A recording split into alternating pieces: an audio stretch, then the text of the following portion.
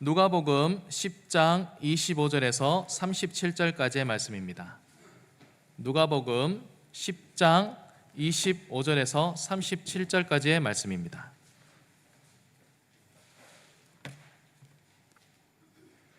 누가복음 10장 25절에서 37절까지의 말씀을 우리 한 절씩 교독으로 읽겠습니다. 어떤 율법 교사가 일어나 예수를 시험하여 이르되 선생님, 내가 무엇을 하여야 영생을 얻으리이까?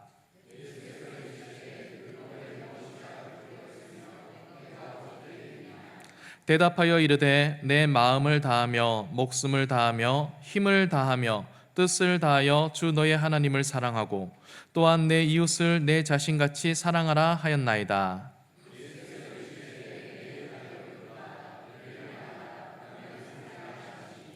그 사람이 자기를 옳게 보이려고 예수께 여짜오되 그러면 내 이웃이 누구니이까?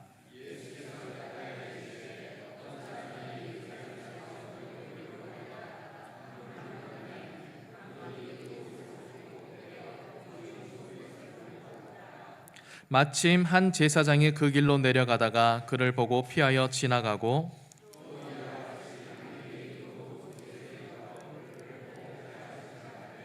어떤 사마리아 사람은 여행하는 중 거기 이르러 그를 보고 불쌍히 여겨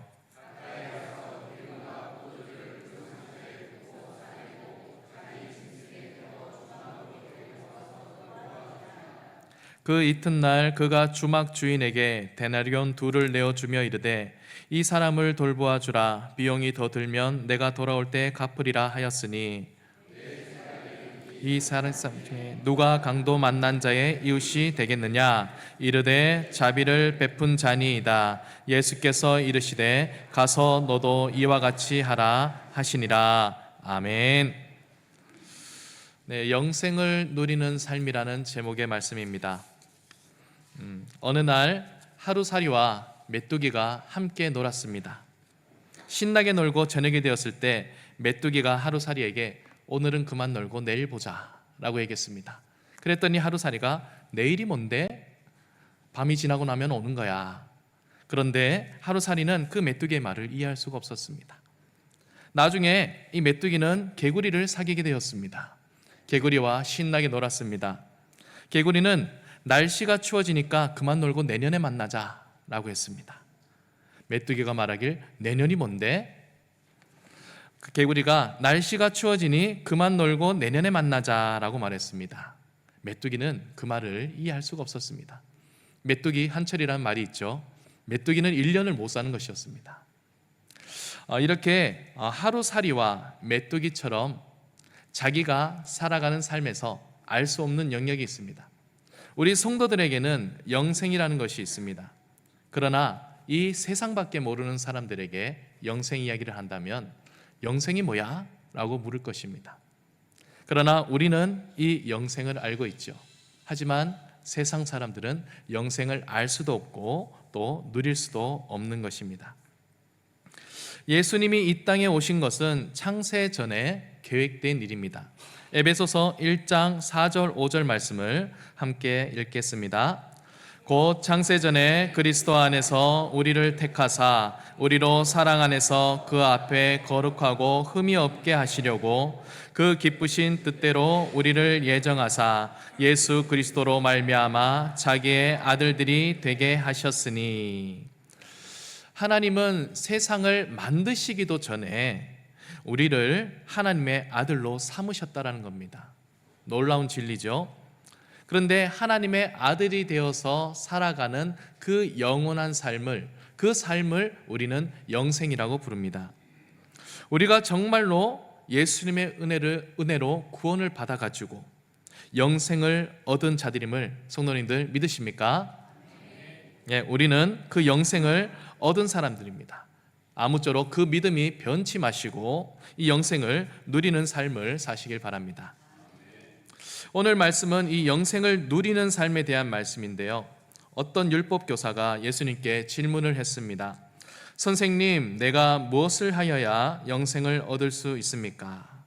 지금 율법 교사는 영생을 얻는 것에 관한 질문을 하고 있죠. 그런데 25절 말씀에 보면 예수님을 시험하여 이르되 라는 표현이 되어 있습니다. 영생에 대한 질문을 하였지만 예수님을 시험하고자 하는 의도를 갖고 순수한 의도가 아닌 질문을 했다는 것입니다. 아마도 이 율법교사 본인은 영생을 본인은 이미 얻었고 그리고 나름의 논리와 정답을 갖고 있다고 생각하고 있는 것입니다. 자기가 영생에 대해 자신이 있으니 예수님께 시험을 걸려 물어봤던 것이죠. 그런데 예수님은 지혜롭게 이 율법교사에게 되물으셨습니다. 율법에 무엇이라 기록되었으며 내가 어떻게 읽느냐? 이에 율법교사는 당황한 기색 없이 27절 말씀을 말하였습니다. 함께 읽겠습니다. 대답하여 이르되 내 마음을 다하며 목숨을 다하며 힘을 다하여 뜻을 다하여 주 너의 하나님을 사랑하고 또한 내 이웃을 내 자신같이 사랑하라 하였나이다. 율법 교사이기 때문에 율법의 특징을 누구보다 잘 알고 있었을 겁니다. 그래서 원론적으로 대답을 잘했었죠. 이 율법 교사는 율법에 대한 자부심이 있습니다. 그리고 자신이 이것을 충분히 잘 지키고 있다고 생각하고 있었습니다. 그래서 그 다음에 예수님이 또 뭐라고 얘기를 할까 기대를 하고 있었습니다. 그런데 예수님의 대답은 생각 외에 예상 밖의 대답이었던 것입니다. 28절 말씀을 함께 읽겠습니다. 예수께서 이르시되 내 대답이 옳도다. 이를 행하라. 그러면 살리라 하시니. 율법교사는 지금 자존심이 매우 상했습니다. 당연히 이 율법을 누구보다 가장 잘 알고 있으며 당연히 이 율법을 누구보다 가장 잘 지키고 있는 사람이 자신인 것을 알고 있거든요. 그런데 예수님이 지금 말씀하시기를 이를 행하라 그러면 살리라 라고 얘기를 하신 겁니다. 자존심에 큰 스크래치가 나게 되었습니다. 예수님의 말을 잘 곱씹어 보면 행하라 라고 하였으니 사실은 율법교사가 그것을 행하지 못하고 있다는 말이었던 것입니다. 내가 지금 행하지 못하고 있다는 것인가? 나는 다 행하고 있는데 기분이 많이 상했겠죠. 그렇게 상한 마음을 잘 가다듬고 이 율법교사는 또 노련한 질문을 예수님께 한 번 더 던집니다. 자신이 잘하고 있다라는 것을 드러내기 위해서, 그리고 오히려 예수님이 더 비난받을 만한 삶을 살고 있다라는 공격을 하기 위해서 질문을 던졌습니다. 29절 말씀을 함께 읽겠습니다. 그 사람이 자기를 옳게 보이려고 예수께 여짜오되 그러면 내 이웃이 누구니까? 라고 질문하였습니다. 율법교사는 율법을 묵상하고 또 율법의 전통을 지키면서 하나님을 사랑하는 첫 번째 계명을 아주 잘 지켜왔습니다. 그리고 율법교사는 자기의 이웃이 누구인가를 사실은 아주 잘 알고 있습니다. 그의 이웃은 같은 동족인 유대인들, 그리고 그 중에서도 거룩한 사람들입니다. 유대인들의 이웃 개념이 이렇습니다. 같은 유대인, 그 외의 사람들은 이웃이 아닌 겁니다. 유대인 이외의 사람들은 이웃이 아니고, 그리고 미천한 사람들도 이웃이 아니고, 그들은 구원 밖에 있는 사람들, 우리와 상관없는 사람들이라고 선을 그어놨다는 것입니다. 그래서 나와 똑같은 동족 유대인, 그리고 그 중에서도 거룩한 나와 함께하는 무리, 하나님의 특권을 받아 선택받았고 구원의 약속을 받았으며 말씀을 잘 읽고 지켜내는 그 사람들끼리의 이웃 문화, 그들에게 내가 율법 안에서 그 모든 것들을 지켜내고 사랑하는 것, 나는 이거 잘하고 있는데 어떻게 나에게 그렇게 말할 수 있단 말인가? 율법교사는 자기는 하나님 사랑도 이웃 사랑도 너무나 잘하니까 예수님께 이제 그런 의도를 갖고 물어본 것이었습니다. 예수님, 당신은 이웃을 누구라고 생각합니까? 예수님도 유대인입니다. 사실 지금 이 율법교사의 입장에서 예수님을 바라보면 예수님은 허점투성이었어요. 왜냐하면 예수님은 자신의 이웃인 그 유대인들과 경건한 사람들과 호의적으로 관계를 맺고 있지 않습니다. 오히려 말끝마다 그들과 싸우고 대적하고 있죠. 그리고 오히려 예수님은 사회에서 손가락질 받는 사람들, 그리고 소외당한 사람들, 그리고 부정한 죄인으로 찍혀버린 사람들, 그리고 더 나아가서는 유대인들이 사람 취급조차 하지 않는 그 사마리아인들에게도 가서 그들과 대화하고 관계를 맺고 있었다는 것입니다. 그래서 예수님은 별명 중에 사마리아 사람이었더라라는 별명도 있었습니다. 요한복음 8장 48절 말씀을 함께 읽어보겠습니다. 유대인들이 대답하여 이르되 우리가 너를 사마리아 사람이라 또는 귀신이 들렸다 하는 말이 옳지 아니하냐. 그래서 이 율법 교사의 논리에 의하면 내 이웃을 사랑하라라는 이 율법을 정작 지키지 못하고 자신의 이웃이 누구인지도 못하고 사랑하지 못하는 사람은 오히려 예수님이었던 겁니다. 이제서야 율법학자가 왜 내 이웃이 누구입니까? 라는 질문을 던진 의도가 확실히 드러납니다. 바로 예수님을 곤란한 상황에 빠뜨리게 해서 무슨 대답을 하든지 공격을 하기 위해서였던 것입니다. 이것이 바로 아직 예수님을 영접하지 못한 사람, 자신의 생각과 자신의 의로 가득 차서 하나님을 받아들이지 못하는 사람들의 태도입니다. 자신들이 세워놓은 그 전통과 규범이 정답이고 그것이 전부인 것처럼 여기는 사람들, 하나님의 긍휼과 용서하심, 예수님의 은혜 없이도 도덕적으로 자신의 흠없는 삶에 자부심을 느끼는 사람들, 스스로 구원받을 만한 자격이 있다고 생각하는 사람들, 바로 그런 사람들의 모습이 이 율법교사 같은 모습입니다. 우리에게도 이런 모습이 있지 않습니까? 내 생각과 내 기준과 내 판단이 하나님보다 우선하고 그런 삶을 살고 있지는 않습니까? 나의 그 편협한 신앙이, 그리고 하나님의 뜻을 제대로 헤아리지 못한 우리의 좁은 마음이 우리가 영생의 삶을 사는데 큰 방해가 될 수도 있습니다. 예수님은 이 율법교사를 안타깝게 보셨습니다. 그가 진정한 영생의 의미를 깨닫게 되기를 원하셨습니다. 그래서 그의 질문에 즉각적인 대답이 아닌 그의 신앙의 근본을 바꿔줄 수 있을 만한 아주 새로운 질문을, 새로운 이야기를 해주십니다. 그것이 바로 우리가 잘 아는 강도 만난 사람의 이야기입니다. 낯설죠? 강도 만난 사람의 이야기라고 하니까 보통 우리가 선한 사마리아인의 비유라고 부릅니다. 그런데 이 이야기를 잘 읽어보면 이 이야기의 주인공은 사마리아 사람이 아니고 바로 강도 만난 사람입니다. 그가 어떤 일을 당했으며 그가 누구를 만났는가, 그것에 관한 이야기가 바로 이 비유라는 것이죠. 그래서 강도 만난 사람의 이야기라고 표현한 것입니다. 이야기는 이렇게 시작됩니다. 어떤 사람이 예루살렘에서 여리고로 내려가다가 강도를 만났는데 옷을 다 빼앗기고 매를 맞아서 반쯤 죽은 상태로 버려지게 된 것입니다. 여기서 그 어떤 사람은 바로 유대인입니다. 이 비유에 보면 사마리아 사람은 사마리아 출신이라고 예수님이 언급하시죠. 아무런 언급이 없다라는 것은 그가 유대인이라는 것입니다. 그리고 예루살렘은 고도 760m, 그리고 여리고는 해수면보다 250m 아래에 있는 저지대입니다. 1km 정도의 고도 차이가 있습니다. 가는 길은 36km이고 급한 경사가 있고 길에 암석들이 많아서 강도들이 자주 출현하는 험한 길입니다. 그런데 마침 그 길을 지나가는 제사장이 있었습니다. 여리고는 제사장들과 레위인들이 많이 모여 사는 그런 마을이었습니다. 이 제사장은 예루살렘에서 자신이 예배를 담당한 그 기간이 끝나고 이제 집으로 가는 길이었을 겁니다. 집으로 가는 길에 이 반죽음이 된 사람을 보게 된 것이죠. 그를 딱 본 순간 그는 피하여 돌아갔다라고 성경에 쓰여져 있습니다. 이것은 아예 발길을 뒤로 돌아서 다른 길로 가버렸다는 것입니다. 피를 만지면 부정해질까 봐, 아니면 여기에 머무르다가 자기도 강도에게 당할까 봐 두려웠던 것이겠죠. 그 다음에 레위인이 지나갔습니다. 근데 레위인도 똑같이 피하여 돌아갔더라라고 되어 있습니다. 그리고 그 뒤에 이제 다른 사람이 나오는데 여행 중이던 사마리아 사람이 나타납니다. 그가 지나가던 길에 이 강도 당한 사람을 만나게 된 것이죠. 그를 보자 불쌍한 마음, 불쌍히 여기는 마음이 생겼다고 합니다.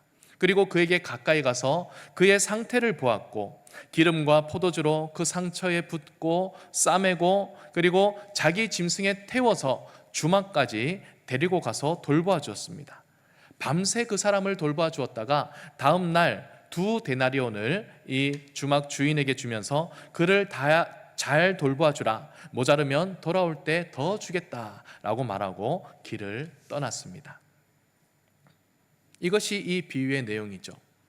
이 사마리아 사람이 강도 만난 사람에게 보여준 그 친절, 이 친절은 사실은 우리 보통 수준을 훨씬 뛰어넘는 상상 이상의 친절을 베푼 것입니다. 이 사마리아 사람은 그가 유대인이라는 것을 보자마자 알았을 겁니다. 평소에 이 유대인과 사마리아 사람들의 관계를 생각하면 그 사람을 도와주기는커녕 그 사람을 무시하고 지나가거나 침을 뱉거나 조롱하면서 지나갔을 것입니다. 그런데 그는 가까이 가서 그 사람을 살펴본 것이죠. 상처를 소독해 주었고 치료약을 발라 붕대로 감싸 주었고, 여기까지만 해도, 그 사람 치료해 준 것까지만 해도 감사한 일인데, 그를 나귀에 태워서 그리고 그를 주막까지 이끌어 갔다는 거죠. 즉 자신은 걸었다는 겁니다. 그 사람을 태우고 그 험하고 바위가 많고 강도가 있어서 무서운 길을 걸어서 데리고 간 겁니다. 걸어서 주막까지 가서 거기에서 밤늦게까지 그를 치료하고, 그리고 그 다음 날에 두 데나리온을 줬다고 됐죠. 두 데나리온은 이틀치의 월급이, 이틀치의 일당입니다. 이 이틀치 일당이면 두 달의 숙박비가 해결이 됩니다. 이 사람이 두 달 동안 충분히 여기서 머물면서 회복할 수 있도록 자기가 가진 전부를 다 줬던 것이죠. 그리고 혹시나 모자르면 나중에 또 주겠다라는 얘기를 한 겁니다. 그 다음 날 아침에 바로 길을 떠난 걸로 봐서 이 사마리아 사람도 바쁜 사람이었어요. 자기 일과 계획이 있던 사람이었습니다. 그런데 이 사람을 위해서 기꺼이 자신의 시간을 헌신했고, 자기의 육체적 수고를 헌신했고, 그리고 자기의 물질적 지원까지 다 아끼지 않고 이 사람을 돌보았다는 겁니다.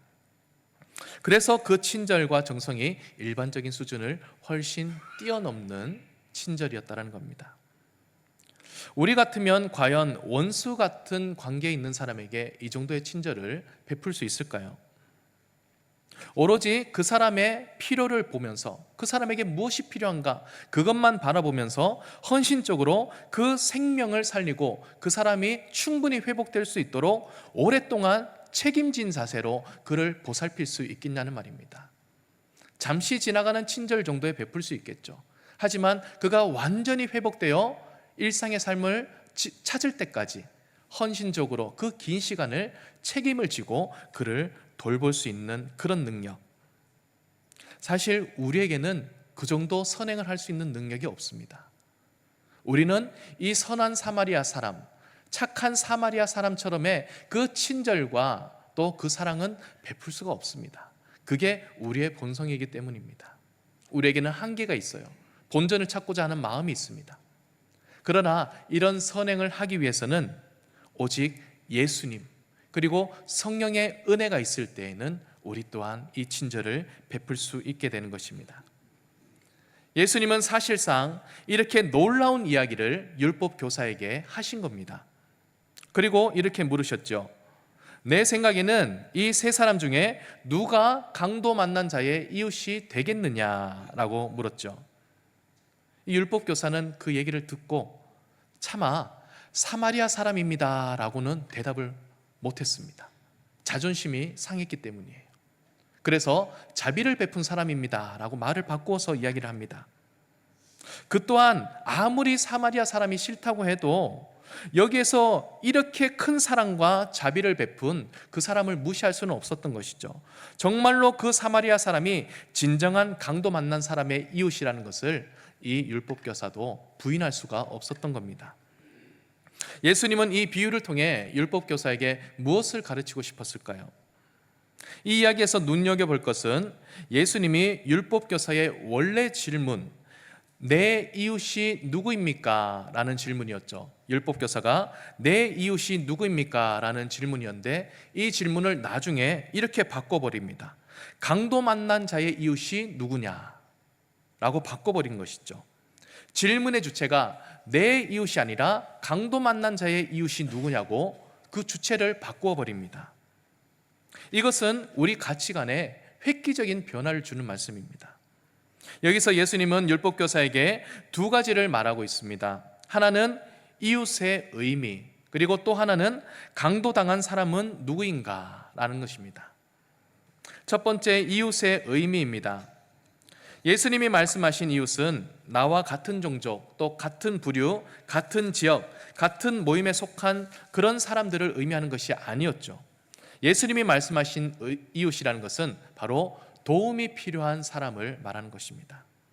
도움이 필요한 그 사람이 이웃이다. 즉, 내가 중심이 되어서 이웃을 정하는 것이 아니라 도움이 필요한 그 사람이 중심이 되어서 그가 나의 이웃이 되는 것입니다. 이웃 사랑과 또 이웃 섬김이라는 것은 내가 누군가를 돕고자 하는 욕구와 막 나의 열정을 쏟아낼 상대를 찾는 것이 아니라 그 사람 입장에서 그 사람에게 어떤 필요한 것이 있기 때문에, 그 사람에게 어떤 절실함이 있기 때문에, 그 필요 때문에 내가 그 사람에게 가까이 다가가서 베푸는 사랑, 주는 헌신, 섬김이 바로 진정한 이웃사랑과 섬김이라는 것이죠. 그래서 내 입장을 생각하기보단 그 사람의 입장을 먼저 생각해 줘야 됩니다. 프랑스 철학자인 엠마누엘 레비나스는 타자 철학이라는 것을 발전시킨 철학자입니다. 기존의 나 중심의 철학사죠. 데카르트는 이런 얘기를 했죠. 나는 생각한다, 고로 존재한다. 이 철학이 서양의 아주 철학의 기본을 깔고 있었습니다. 이런 나 중심의 모든 철학 사상이 개인 이기주의와 국가 이기주의를 만들었고 또 세계 전쟁을 유발하게 되는 시초가 되었다. 그래서 이 레비나스가 말하는 타자 철학이라는 것은 타자를 먼저 생각해야 된다는 것입니다. 그가 타자를 정의하기를 나에게 윤리적인 책임을 갖도록 명령하고 호소하는 존재, 그 사람이 타자다라고 얘기하고 있습니다. 즉, 타자란 나에게 어떤 필요를 보여주는 사람, 그리고 우리는 그 사람의 그 필요를 나에게 내려진 하나의 명령으로 받아서 그 명령에 따라 그를 섬기며 살아가게 되는 것, 이것이 타자 철학의 핵심입니다. 그 타자가 바로 이웃이라는 거죠. 이웃의 필요가, 그 사람의 절실한 필요가 나에게 명령을 하는 겁니다. 저 사람을 도우라. 저 사람이 힘드니 저 사람을 도우라. 그 사람의 필요가 나에게 막 명령을 하는 것이죠. 그 명령을 받은 자로서 내가 책임을 갖고 끝까지 그 사람을 위해 도와주는 사람이 되는 것, 이것이 바로 진정한 이웃사랑, 타자를 위한 삶이다. 이렇게 누군가를 위해, 그리고 그 사람의 필요를 위해 자기의 목숨도 아끼지 않고 내어주신 그 사람은 누구겠습니까? 바로 예수님이시죠. 예수님이십니다. 예수님은 이 비유에서 그를 여행 중인 사마리아 사람이라고 불렀습니다. 예수님은 하늘나라에서 이 땅에 잠시 여행을 하러 내려오셨습니다. 그리고 그 여행길에 예수님이 만난 죽어가는 수많은 이웃들에게 그들의 친구가 되어서 그들을 돌보시고 지키시고 또 회복시켜 주셨던 것입니다. 예수님이 굳이 사마리아 사람이라는 표현을 쓰신 이유는 아까 우리가 읽었던 요한복음 8장 48절 말씀처럼 그들이 예수님을 사마리아 사람이라고 불렀기 때문입니다. 사실 유대인들이 예수님을 사마리아 사람이라고 부른 것에는 이런 의미가 있습니다. 당신은 우리의 적입니다 라는 뜻이에요. 예수님은 우리의 적이다, 우리의 이웃이 아닌 사람이다, 그리고 우리가 마음껏 무시해도 되고 마음껏 욕해도 되고 마음껏 저주해도 되고 함부로 대하는 사람이다 라는 뜻에서 예수님을 사마리아 사람이라고 불렀던 것입니다. 예수님은 이 비유에서 자신을 사마리아 사람이라고 그대로 칭해요. 너희들은 나를 그렇게 사마리아 사람처럼 막 대하지만 그러나 나는 너희들에게 이렇게 친절을 베풀 것이다. 나는 너희들의 이웃이 되어줄 것이다 라는 말을 했던 것이죠. 예수님의 우리를 향한 사랑, 우리가 예수님을 어떻게 대하든지, 얼마나 예수님을 모질게 대하든지 관계없이 예수님이 끝까지 우리를 사랑하시겠다는 확고한 자기 사랑의 표현인 것입니다. 누군가의 이웃이 되어 주시는 그 예수님의 사랑은 오늘 우리에게도 적용이 됩니다. 우리는 예수님께 아무런 말도 하지 않았지만 예수님은 이미 먼저 우리에게 있는 이 절망적인 상황과 필요들을 아시고 그 필요에 의해서 예수님은 이미 우리를 위해서 목숨을 던지시고 자신의 책임을 다하셨습니다. 지금도 우리의 중보자가 되어주셔서 저 하늘에서 우리를 위해 끊임없이 기도해주고 계십니다. 우리가 비록 예수님을 마치 사마리아 사람을 대하듯이 예수님을 욕하고, 때로는 예수님을 원망하고, 때로는 마음으로 비난하고, 예수님의 말씀을 무시하고, 예수님을 함부로 대해도 예수님은 우리를 위해 지금 이 시간에도 기꺼이 우리에게 모든 것을 다 주는 그 헌신의 사랑으로 우리의 이웃이 되어주고 있다는 것입니다. 우리는 그 예수님께 은혜를 받은 사람들입니다. 그 예수님의 희생과 사랑으로 우리가 죽을 위기에서 구원받은 사람들입니다. 우리는 그 은혜를 잊지 않았으면 좋겠습니다. 아멘. 예수님은 이렇게 율법 교사에게 이웃의 개념을 새롭게 알려주신 겁니다. 너의 도움이 필요한 그 사람이 너의 이웃이다. 그를 너의 몸과 같이 사랑하라. 그것이 영생을 얻는 것이다 라는 가르침을 주신 것이죠. 그럼 두 번째 가르침입니다. 강도당한 자는 누구인가? 예수님은 율법교사의 질문에서 아까 내 이웃이라는 표현을 강도 만난 사람의 이웃이라고 바꾸어 표현했다고 하였습니다. 이 내 이웃과 강도 만난 사람의 이웃이라는 것을 바꿨다라고 했죠. 이 질문을 던진 사람은 율법교사입니다. 나의 이웃은 누구입니까? 율법교사 자기를 나라고 불렀는데 예수님은 그 나가 강도당한 사람이야 라고 말한 겁니다. 이렇게 질문을 바꿔봐. 강도당한 자의 이웃은 누구입니까? 자기 자신을 강도당한 자로 인식을 하라는 말씀이었습니다. 율법교사 자신은 지금 비록 자기가 누군가의 이웃이 잘 되고 있고 누군가를 돕겠다는 생각을 갖고 예수님께 도전적인 질문을 던진 것이었지만 실제로는 그가 누구의 이웃이 되어주기보다는 오히려 그가 누군가의 도움을 받고 있는 사람이다. 누군가 그의 이웃이 되어주고 있다는 것을 깨달아라 라는 것입니다. 지금 내가 바로 너의 이웃이 되어주고 있지 않느냐라는 것을 알려주고 싶었던 거죠. 이 율법교사의 영혼은 그 율법이라는 허울 속에서 죄에 그리고 위선에 그리고 교만함에 그리고 편협한 가치관에 자기의 옷을 다 뺏기고 매를 맞아서 만신창이가 된 그 강도 만난 사람과 똑같은 상태입니다. 그 영혼은 그처럼 황폐해졌습니다. 왜냐하면 지금 눈앞에 있는 예수님을 알아보지 못하지 않습니까? 그리고 오히려 그 예수님을 대적하고 시험하고 있지 않습니까? 하나님의 권위에 도전하는 어리석은 행동을 지금 이 사람은 하고 있지 않습니까? 강도당한 사람보다 더 황폐한 심령과 영혼을 가진 사람, 처참하게 망가져버린 영혼을 가진 그 사람이 바로 이 율법교사 자신입니다. 그는 자신이 지금 어떤 상태인지, 자기가 어떤 도움이 필요한 사람인지 그걸 절실히 깨달아야 그때서야 비로소 영생을 누릴 수 있는 삶을 찾게 되는 것입니다. 이 또한 우리의 이야기이기도 합니다. 우리가 강도 만난 사람입니다. 우리 모두 강도 만난 사람이에요. 우리의 심령이 공중곳에 잡은 그 사단의 소나기에서 온갖 죄와 더러움에 휩싸이고 우리의 몸도, 우리의 마음도, 우리의 영혼도 또 우리의 모든 인간관계도 다 만신창이가 되어버렸습니다. 아직 우리의 목숨이 붙어있긴 하지만 그 목숨이 누군가가 도와주지 않으면 우리 스스로 다시 살아날 수 없는 목숨이에요. 누군가가 우리를 보살펴주고 우리에게 힘을 주고 우리가 회복되도록 끝까지 책임지고 도와주지 않으면 우리는 결코 살아날 수 없는 그런 반죽음에 있는 강도당한 자가 바로 우리 자신이라는 겁니다. 예수님은 그런 우리를 위해, 우리의 이웃이 되기 위해 이 땅에 오셨음을 우리가 믿어야 됩니다. 우리 자신이 강도 만난 사람임을 깨닫고, 그리고 예수님이 우리의 이웃이 되어 우리를 위해 그 목숨도 아끼지 않으시고 다 내어주셨다는 것을 믿어야, 깨닫고 믿어야 우리도 그때야 비로소 누군가의 이웃이 되어줄 수 있습니다. 우리가 받은 사랑, 우리가 사랑을 받았듯이 누군가에게 사랑을 나눠줄 수 있는 존재가 된다는 것입니다. 율법교사가 처음에 이렇게 질문하였죠. 내가 무엇을 하여야 영생을 얻으리이까? 이 질문에 대한 최종 예수님의 대답은 이것입니다. 너도 이와 같이 하라. 37절 말씀이죠. 함께 읽어보겠습니다. 시작.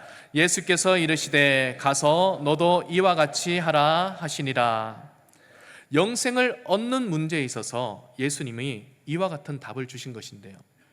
사실 영생을 얻는 것, 그 영생이라는 것은 무엇일까요? 영생은 예수님 자신입니다. 요한복음 4장 14절 그리고 요한복음 14장 6절을 연달아서 읽겠습니다. 내가 주는 물을 마시는 자는 영원히 목마르지 아니하리니 내가 주는 물은 그 속에서 영생하도록 솟아나는 샘물이 되리라. 예수께서 이르시되 내가 곧 길이요 진리요 생명이니 나로 말미암지 않고는 아버지께로 올 자가 없느니라. 아멘. 예수님은 자신이 길이요 진리요 생명이니 라고 말씀하셨습니다. 그리고 자신이 영생의 샘물을 주는 존재다 라고 말씀하셨어요. 이 말씀이 바로 내가 영생이다 라는 말씀이에요. 예수님 자신이 영생인 겁니다. 영생이신 그 예수님을 눈앞에 두고 내가 어떻게 하여야 영생을 얻겠습니까? 라고 질문한 이 율법학자의 질문은 사실 그가 나쁜 의도를 가진 것만 빼면 정말 어리석은 질문이었던 겁니다. 지금 눈앞에 영생이 있는데 내가 무엇을 하면 영생을 얻겠습니까? 라는 질문을 하였던 것이죠. 예수님은 이렇게 말씀들을 이미 하셨습니다. 이 율법학자 앞에서도 했을 것이고 많은 제자들과 사람들 앞에서 나는 영원한 생명을 주는 사람이다, 나는 길이요 진리요 생명이다, 수없이 자신을 영생이라고 말하였습니다. 그 말을 들었을 것이지만 그 마음이 닫혀있기 때문에, 그 들을 마음이 없기 때문에 들었으나 모르고, 들었으나 깨닫지 못하고, 그리고 받아들이지를 못한 겁니다. 그래서 어떻게 해야 영생을 얻을 수 있습니까? 그 질문을 하게 된 것입니다. 우리에게도 이와 같은 어리석음이 있어서는 안 되겠습니다. 영생은 어떤 노력으로 얻는 것이 아닙니다.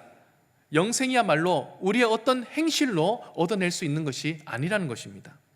영생은 예수님 안에 있습니다. 예수님이 영생 그 자체이십니다. 그래서 우리가 영생을 얻으려면 예수님만이 길이요, 예수님만이 진리요, 예수님만이 생명이심을 믿음으로 고백해야 됩니다. 그 믿음의 고백이 있으면 영생을 얻게 되는 것이죠. 이것을 믿음으로 고백하고 이제는 예수님께 꼭 붙어 있어야 됩니다. 그리고 예수님께서 주시는 그 영생을 완전히 예수님께 붙어서 취하는 사람이 되어야 되는 것입니다. 다시 37절 말씀으로 돌아가서, 그렇다면 예수님께서 이 율법교사에게 너도 이와 같이 하라 라고 말씀하셨죠. 그 말씀을 하신 이유는 그러면 무엇일까요? 영생은 자신이신데 너도 이와 같이 하라, 이 말씀을 하신 이유는 바로 영생을 이미 취한 다음에 영생을 누리는 삶을 살아라, 영생을 누리는 삶에 관한 말씀을 이와 같이 하라라고 표현을 하신 겁니다. 예수님을 믿고 영생을 얻은 자들에게는 예수님이 이렇게 말씀하셨습니다. 너희는 세상의 빛이다. 너희는 세상의 소금이다. 복음을 전하여라. 하나님을 사랑하고 이웃을 사랑하여라. 나의 제자가 되어라. 그리고 자기 십자가를 지고 나를 따라라. 예수님을 믿게 되면서 그 영생을 받은 사람들, 그 사람들에게 예수님은 이런 말씀들을 주었던 것이죠. 이것이 다 영생을 누리는 삶이라는 것입니다. 영생을 얻게 된 사람들은 예수님의 제자로 부름을 받습니다. 그리고 사명이 주어집니다. 예수님처럼 살아갈 사명입니다. 그 사명의 삶, 예수님이 몸소 보이신 영생을 가진 자의 삶, 그 삶 자체가 바로 영생을 누리는 삶이라는 것입니다. 이와 같이 하라. 예수님이 누군가의 이웃이 되어서 그를 구해 주었듯이 우리도 누군가의 이웃이 되어 그 영혼의 절망적인 상황에서 죽음에 처한 위기에서 그를 도우라. 예수님의 제자가 되어서 예수님이 보여주셨던 그 영생의 삶을 누리는 그 삶을 이와 같이 너희도 하라라는 것입니다. 예수님과 대화를 나눈 이 율법교사, 그 이후의 삶이 어떻게 되었을까요? 성경엔 나오지 않습니다. 그는 이 말씀을 듣고 어떻게 삶이 달라졌을까요? 확실한 것은 그 이후의 삶의 모든 것은 전적으로 이 사람의 선택의 몫이라는 것입니다. 그렇다면 이제 대상을 바꿔서 이 말씀을 들은 우리들의 이후의 삶은 어떻게 될까요? 우리들은 어떤 삶을 살 수 있을까요? 그것 또한 전적으로 우리들의 선택의 몫입니다. 만일 말씀 속에서 내가 강도 만난 사람이란 것을 우리가 깨닫게 되었다면 그리고 유대인이 사마리아 사람을 대하듯이 우리의 미움과 원망과 무시와 경멸을 받으셨던 그 예수님이 나의 이웃이 되어서 나의 생명을 구원해 주셨음을 우리가 믿는다면 성도님들도 가서 이와 같이 하십시오. 그게 예수님의 말씀입니다. 성도님들도 가서 이와 같이 하십시오. 깨닫고 믿으셨다면 그렇게 하셔야 됩니다. 예수님께 받은 대로 우리도 누군가의 이웃이 되어줘야 되고 아낌없이 줘야 됩니다. 이것이 영생을 얻은 자, 예수님을 얻은 자가 누리는 진정한 영생의 삶입니다. 이 삶은 우리의 능력으로는 불가합니다. 성령께서 우리와 함께 하시면 할 수 있습니다. 주님께 기도로 간구하면 우리는 조금씩 점차 누군가의 진정한 이웃이 되어갈 수 있습니다. 예수님이 그러셨듯이 내 힘 말고, 예수님도 기도하면서 힘을 얻어 일하셨으니 우리도 내 힘 말고 하나님과 성령님을 의지하며 기도하며 힘내어서 살아가야 됩니다. 그 능력으로, 그 힘으로 우리가 새로운 능력의 사람이 되어서 진정한 이웃이 될 줄로 믿습니다. 아멘. 우리 함께 기도하겠습니다. 하나님 아버지, 주님께서 율법교사를 만나서 영생에 관한 말씀과 영생을 누리는 삶에 관한 말씀을 알려주셨습니다. 정말 그 영혼을 안타까워하시며 그가 변화되기를 바라셨고 새로워지기를 바라셨습니다. 그 말씀이 오늘 우리에게도 전해집니다. 우리의 진정한 이웃이 되신 예수님, 우리를 위해 자기 목숨을 다 버리신 예수님, 강도 만난 우리를 지켜주시고 구원하신 예수님, 우리가 강도 만난 사람임을 고백합니다. 우리를 위해 주님이 목숨을 버리셨음을 고백합니다. 그런 우리에게 주시는 사명, 너도 가서 이와 같이 하라. 그 사명을 붙잡고 우리 또한 누군가의 이웃이 되어주기를 원합니다. 하나님, 우리에게 지혜를 주시고 용기를 주시고 성령의 뜨거운 은혜를 부어 주시옵소서. 예수님의 이름으로 기도드립니다. 아멘.